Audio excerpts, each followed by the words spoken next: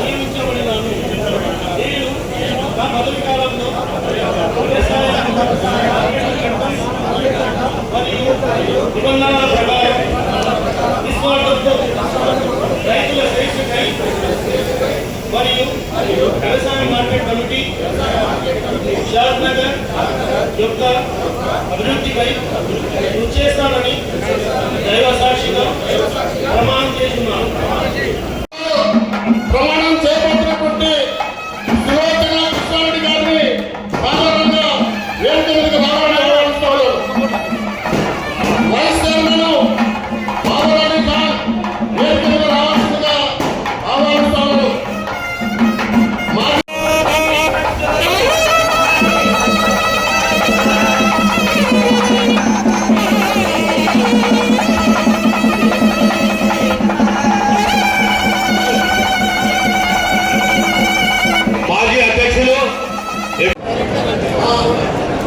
ఇప్పుడు సులోచన గారు మంత్రివర్గకి సన్మానం చేసి చిన్న మెమోరియల్ సమర్పిస్తారు.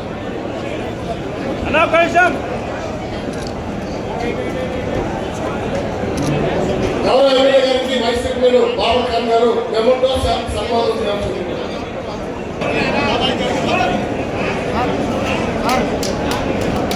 సభ్యులందరూ వర్షాలు నిలబడే ఫోటో మంత్రివర్గంతో ఫోటో దిగుతారు. దయచేసి సహకరించాలి.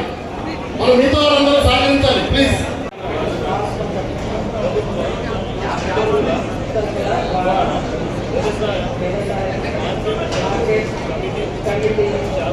షాద్ నగర్ చైర్పర్సన్గా నియమించబడినాను. నేను నా పదవి కాలంలో వ్యవసాయ మార్కెట్ మరియు రైతుల శ్రేష్ఠులకై మరియు వ్యవసాయ మార్కెట్ కమిటీ షాద్ నగర్ యొక్క అభివృద్ధికి కృషి చేస్తానని దైవ సాక్షిగా ప్రమాణం చేయి. వ్యవసాయ మార్కెట్ కమిటీ షాద్ నగర్ యొక్క అభివృద్ధికి కృషి చేస్తానని దైవ సాక్షిగా ప్రమాణం చేయుచున్నాను. నేను తెలంగాణ రాష్ట్ర ప్రభుత్వ ఉత్తర్వుల ద్వారా వ్యవసాయ మార్కెట్ కమిటీ షాద్ నగర్ వైస్ చైర్మన్ గా నియమించబడినాను. నేను నా పదవీ కాలంలో వ్యవసాయ మార్కెట్ల చట్టం మరియు నిబంధనల ప్రకారము నిస్వార్థంతో రైతుల శ్రేష్ఠుకై మరియు వ్యవసాయ మార్కెట్ కమిటీ షాద్ నగర్ యొక్క అభివృద్ధికై కృషి చేస్తానని దైవ సాక్షిగా ప్రమాణము చేయుచున్నాను. కొత్త మార్కెట్ కట్టాలని ముఖ్యమంత్రి గారి సంకల్పం.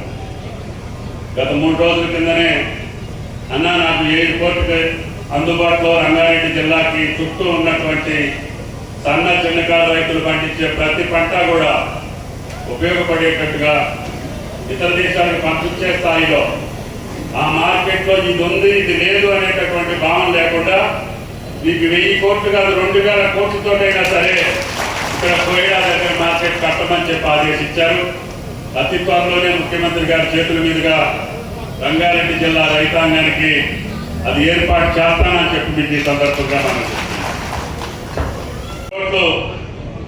మొన్న ఏప్రిల్ మే నెలలో మీ ఖాతాలో జమ చేశాం. మళ్ళీ రాహుల్ గాంధీ గారు ఇచ్చినటువంటి మాటకు అనుగుణంగా అన్న 2 లక్షల రూపాయలు రుణమాఫీ చేయాలనుకున్నా దాన్ని మరి రాహుల్ గాంధీ గారు మాట ఇచ్చారు కాబట్టి 2 లక్షల అప్పు ఉన్నటువంటి రైతులకి మనం రుణమాఫీ చేయాలని చెప్పారు. తప్పకుండా చేద్దామని చెప్పి దానికి ప్రణాళిక వేసుకున్నాం. 22 లక్షల మంది తెల్ల కార్డులు ఉన్నటువంటి ప్రతి ఒక్కరికి కూడా 18,000 కోట్ల రూపాయలు మీ ఖాతాలోకి వచ్చినాయి. కాకపోతే తెల్ల కార్డులు లేనటువంటి 2 లక్షల రుణం ఉన్నటువంటి రైతులు ఇంకా 3 లక్షల నుంచి 4 లక్షల మంది ఉన్నారు. వాళ్ళని కుటుంబ నిర్ధారణ చేయాల్సిన అవసరం వచ్చింది. గత 3 నెలలుగా వాళ్ళ ఇంటికి వెళ్ళి మా వ్యవసాయ అధికారులు కుటుంబ నిర్ధారణ చేశారు. సుమారు 3 లక్షల పైచలకు మాకు అందుబాటులోకి వచ్చినాయి. రేపు 30వ తారీఖున మహబూబ్ నగర్ లో జరిగే రైతు పండుగలో ఆ 2 లక్షల మంది 3 లక్షల చిల్లర మంది రైతులు ఏదైతే నిర్ధారణ చేశామో తెల్ల కార్డు లేనటువంటి 2 లక్షల అప్పు ఉన్నటువంటి రైతులు, అదేవిధంగా ఆధార్ కార్డులో నెంబర్ తప్పు ఉన్నటువంటి రైతులు, బ్యాంక్ అకౌంట్ లో మిస్టేక్ ఉన్నటువంటి రైతులు, అదేవిధంగా పేరు కూడా తప్పు పడ్డటువంటి రైతులందరినీ కూడా సరి చేశాం. ప్రజలందరికీ కూడా చేతులు ఎత్తి నమస్కరిస్తున్నాం. ఈ రోజుల్లో అదొక్కటే కొద్దిగా ఇబ్బంది ఉంది. ఇటువంటి వాడు దొరకడం అంటే మీ అదృష్టం. కాబట్టి ఆయన గారి కంటే మీ అదృష్టం ఇది. ఆయన ఎమ్మెల్యే కావడం కాదు కానీ అటువంటి వ్యక్తిని ఎన్నుకున్న మీకు చేతులెత్తి నమస్కరిస్తున్నా.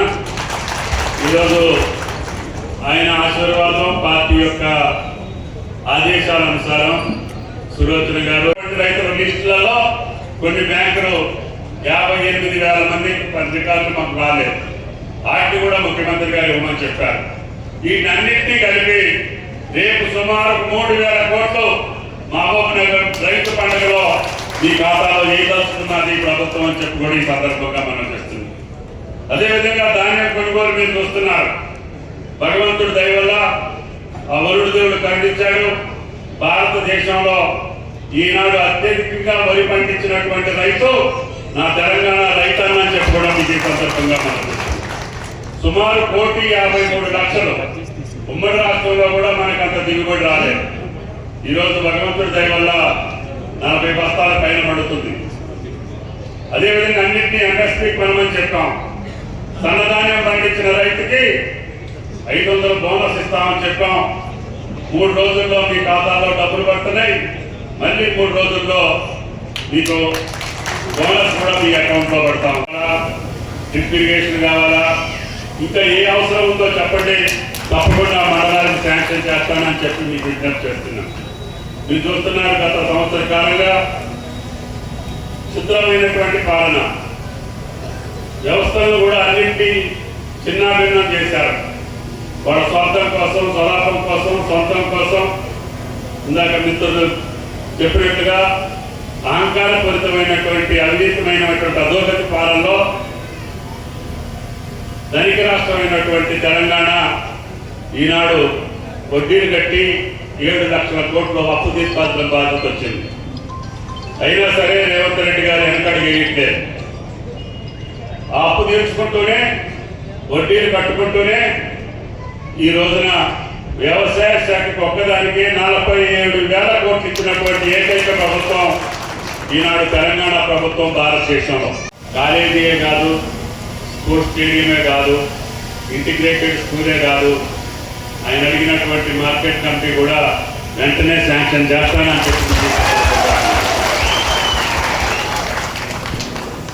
ఇది మహానగరానికి, రాజధాని నగరానికి అత్యంత చేరువలు ఉన్నటువంటి ప్రాంతం. ఈ ప్రాంత రైతులు కూరగాయలు, పూలు, కొద్దిగా నీటిపారుదల సౌకర్యాలు తక్కువ ఉన్నప్పటికీ భగవంతుడు మీకు హైదరాబాద్ చుట్టూ మీకు ఇచ్చాడు. ఓఆర్ఆర్ చేసినప్పుడు కూడా నేను ఆ ప్రభుత్వంలో ఉండే అవకాశం వచ్చింది. ఇప్పుడు త్రిపురార్ కూడా ఆ ప్రభుత్వంలోనే ప్రపోజ్ చేశాను. త్రిపురార్ కూడా వస్తే ఈ షాద్నగరే కాదు, ఈ ప్రాంతం మొత్తం బంగారం తెచ్చిపెట్టినా మీరు ఆ భూమి ఇవ్వరు. ఈ భూమి ఎంత ఉందో భూమి మొత్తం డబ్బులు పరిచినా కూడా మీ భూమికే విలువ ఎక్కువ ఉంటుందని చెప్పి కూడా మీకు ఈ సందర్భంగా మనం